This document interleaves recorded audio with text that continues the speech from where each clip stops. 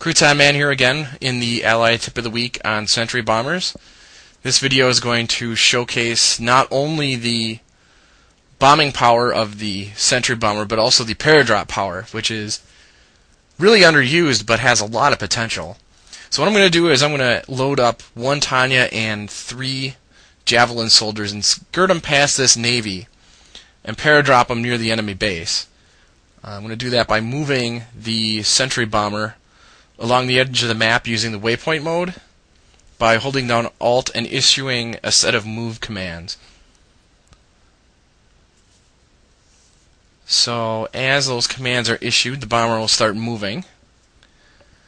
And the good thing about this is you don't have to babysit the bomber so much. You can use this to check other places around the map, make sure you have your upgrades. I have air superiority.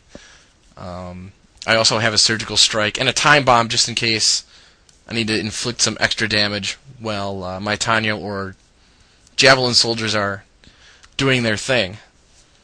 So the Sentry Bomber is getting into place, and it encounters a Bullfrog, but that's okay because the Sentry Bomber is a pretty resilient unit, being at tier 3, and it's much quicker. I wouldn't say much quicker, but it's quicker than the Bullfrog. So what I'm going to do is I'm going to take advantage of Tanya's ability to swim and Paradrop her into the water.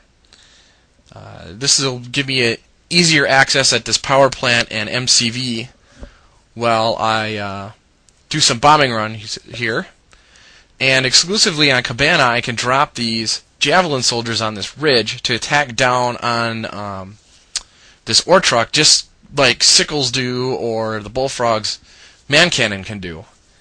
So I queue up a couple commands with Tanya to blow up that MCV in the power plant, and I put my Javelin soldiers on lockdown and begin firing on the ore truck.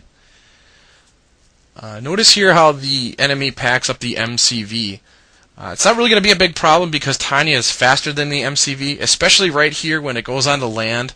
It's going to give time for Tanya to blow up any embankments or whatever and catch up. Now since the C4 charge has to do its thing, Tanya destroys the MCV, takes out a crusher crane, which is their next priority target, some power and now production structures. The Javelin soldiers can continue attacking their refinery while Tanya takes out some infantry. And notice by now she has full veterancy, which is a very deadly combo for Tanya because, well, she's a very powerful unit because she can take out structures, infantry, and armored units.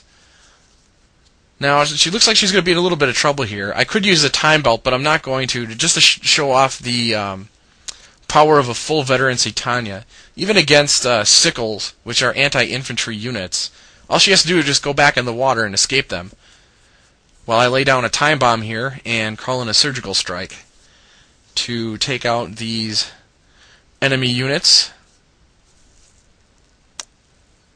So there goes the Sickles, and with those out of the way, I can bring Tanya back in to wreak havoc on the enemy base. So I'm going to go for that War Factory, since it can reproduce an MCV.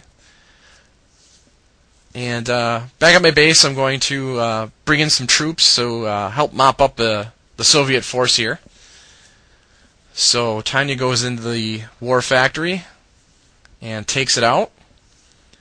I don't want to take out the advanced power plant right now, so what I'm going to do is I'm going to call in some Sentry Bombers to bomb the heck out of it, because if I do that with Tanya inside, it'll explode with her in it, resulting in a dead Tanya, which you don't want. So I'm going to move the Javelin soldiers around, and notice how I can't fire off the bottom of that ridge. It's a good idea in theory, but for some reason it won't let you do that one. So Tanya keeps going on a rampage with full veterancy. Notice how she's auto-healing, 1, because I did capture the hospital, but 2, there's a small auto-heal bonus when you get to full veterancy. And here come the bombers. Probably 1 or 2 too many, but at this point your enemy is basically foobar. The Twin Blade is something to watch out for because it is an anti-infantry unit. But even a fully promoted Tanya can still take quite quite a bit of heat while she levels most of the rest of this base. The one downfall of her is coming up right now, since she is kind of low on health, is one of these stingrays. But look at what she's done. She's leveled pretty much most of an enemy base just by the sneakiness of a Paradrop move right here.